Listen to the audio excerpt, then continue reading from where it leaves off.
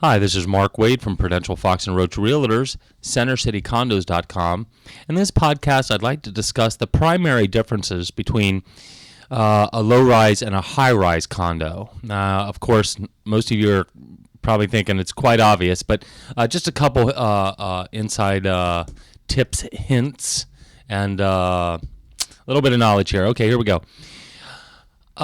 Generally speaking, the taller the building, the higher the condo fees. That holds true for almost every building in Center City, and there's a number of reasons. But think of, let's compare a brownstone condominium versus a high-rise. And what we're going to find in the high-rise, you almost always have a doorman. You have things like maybe a parking garage underneath the building. You've got a swimming pool on top of the building. You've got on-staff maintenance. You've got the on-staff management, on-site management, and all that kind of stuff. Master insurance policies, of course, for the big buildings happen to be a little higher.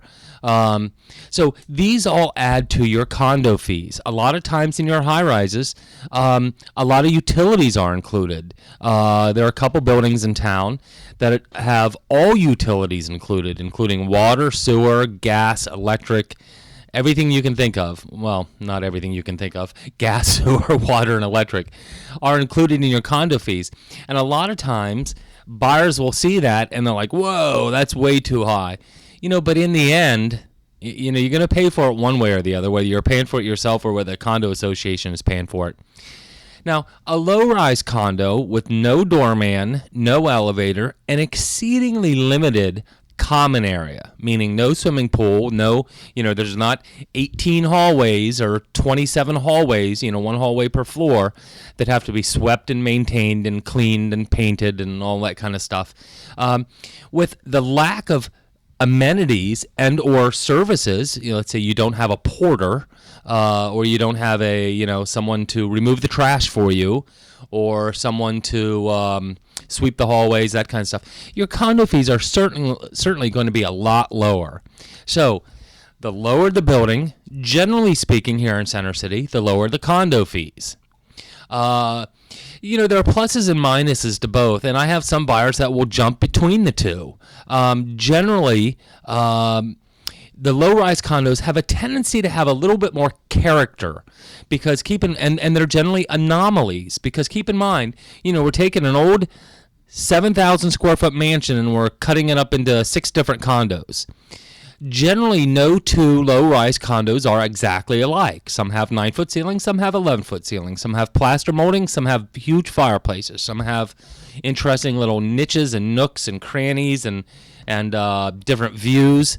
So low-rise and high-rise, not, it's a totally different enchilada. There are some gorgeous high-rise condos where luxury rules, and, you've got the doorman, and, it's kind of like living in a hotel. Waterfront Square, that's where I'm moving. And I'm moving to Waterfront Square because there's a swimming pool, and there's a gym, and there's a hot tub, and there's a sauna, and there's a front doorman, and there's a front gate man, and there's a valet for my car, and just any and everything. It's kind of neat. Now, of course, my condo fees are going to be $1,000 a month, but I'm coming from a low-rise condo where we had a very unique space, and it's it's been on HGTV, and I won Philly Magazine's Kitchen of the Year contest, and blah blah blah.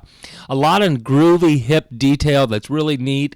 The high-rise we're moving to is a little more sterile. It's a little more okay. What we do have in the high-rise is we've got floor-to-ceiling windows, and the ability to kind of create our own look, if you will. But the low-rise inherently has a little bit more style, a little bit more of its own kind of one-of-a-kind kind of a look. So high-rises, some people like the fact that there's a doorman, and they like that hint or that notion of security and someone to take the packages. And, I come home in the low-rise I live now, and there's notes stuck on the front door from the UPS man that I have to go pick up my package, or, So advantages to both. The primary advantage that most people will see in a low-rise condo is lower condo fees and a sense of individuality. where there's no really two low-rise condos that are alike. And also, the condo associations have a tendency to be a little bit more informal. Now, you can't go to the Dorchester the Academy House with 500 and some odd units, and they're not informal. Their rules and regulations it's like the Gestapo, and that's the way it should be, because you can't have Billy, the dumbass tenant on the 27th floor, blaring his music at 3 in the morning. You can't have that.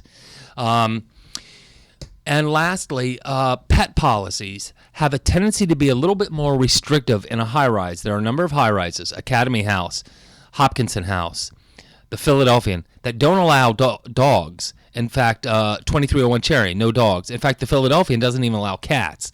Now, the dog policy in low-rises almost exclusively, they almost always allow dogs. I don't know of any low-rise condo, some 9-10 unit building that doesn't allow dogs. They all do.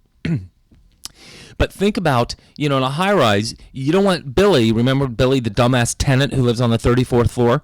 You don't want him in the frickin' elevator with 3 Rottweilers while your grandmother gets into the elevator. That wouldn't go over too well. So, rules and regulations a little tighter in the high-rises, a little bit less of individuality, as the units have a tendency to be the same. Unit 610 is just like Unit 710, which is just like Unit 1310 and 2910. They're all stacked. They're all the same. So low-rise, a little bit more individuality, a little bit more panache. Sometimes you get low-rises that have a tendency to be in stronger locations, very strong locations, because, how the hell are you going to get a condo on the 1900 block of Spruce, which is just a phenomenal location? There are no high-rises, except, next door in Rittenhouse Square, but generally speaking, low-rises can come up in some really nice residential neighborhoods. Lower condo fees, individuality, a little bit more informal condo associations, liberal pet policies, high-rises, high condo fees, strict rules, a little less individuality. But again, then you might have the services of maybe the pool or the gym or the parking or the doorman.